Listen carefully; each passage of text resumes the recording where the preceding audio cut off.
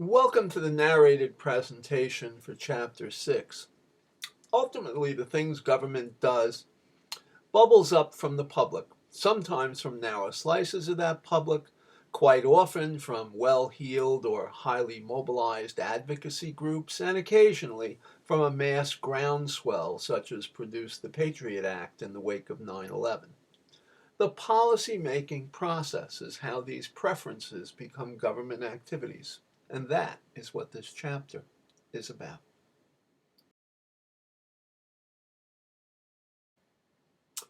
Immigration.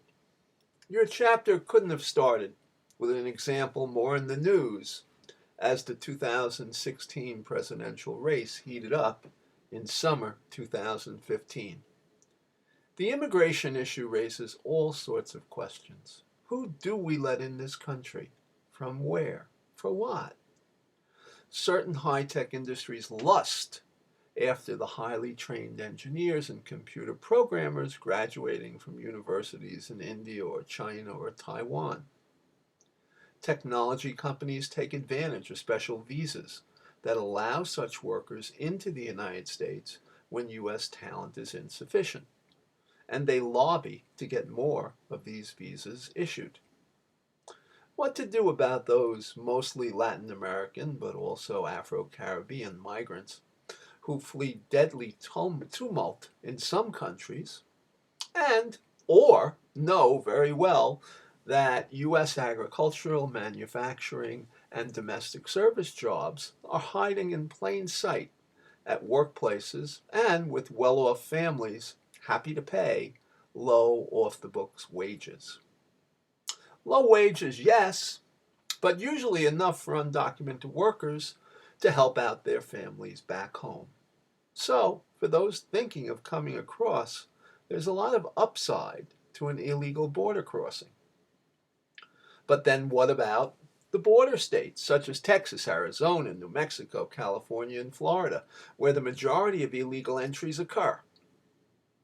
Residents near the border see the illegal influx up front and personal through their pastures and backyards. In these states, the claim that the undocumented take jobs from residents resonates, whether true or not. And it doesn't take too many undocumented individuals showing up sick or injured at the emergency room to set off cries that our tax dollars are paying for their care. What a mess. Then somebody like Donald Trump jumps into the mess, equating illegal border crossing with murder, rape, and mayhem, while pointing to one or two high-profile cases, which pumps up anti-immigrant sentiment that sends politicians either into non-committal bunkers or onto anti-illegal immigration soapboxes.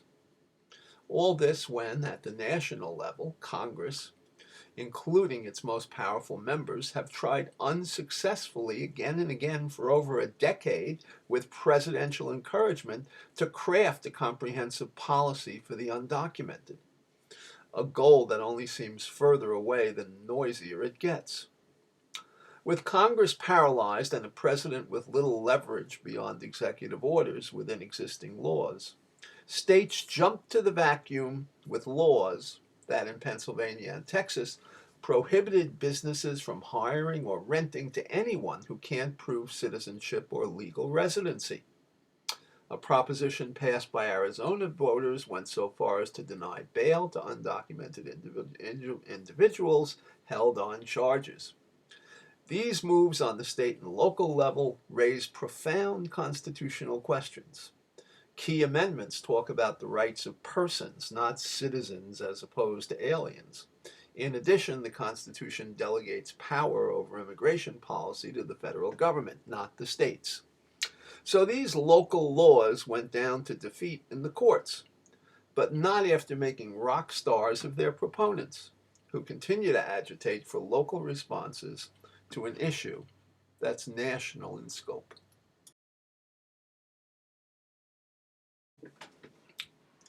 Your book defines public policy as actions chosen to advance public purposes.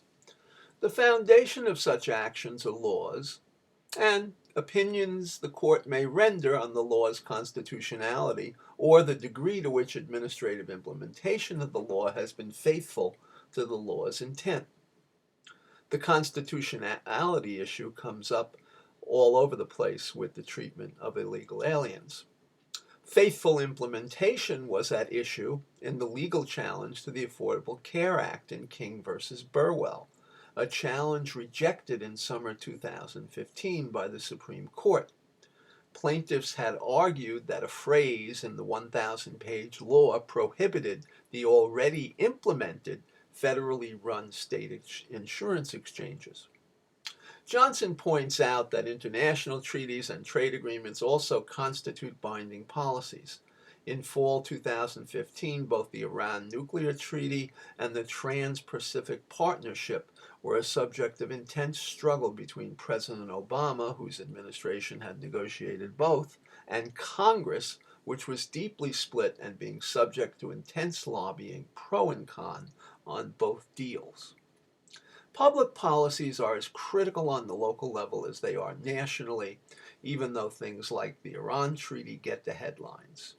Try changing local zoning to allow a big development on what still is a farm and see how many residents show up at the Board of Supervisors monthly meeting, bombard state legislators, and take up collections to hire lawyers, take out ads, and get stories in the media. The development, like the Iran nuclear deal, may not go through. Public policy is everywhere subject to the intense pressures described in Johnson. A word on the major players in the policy process. The legislature is central.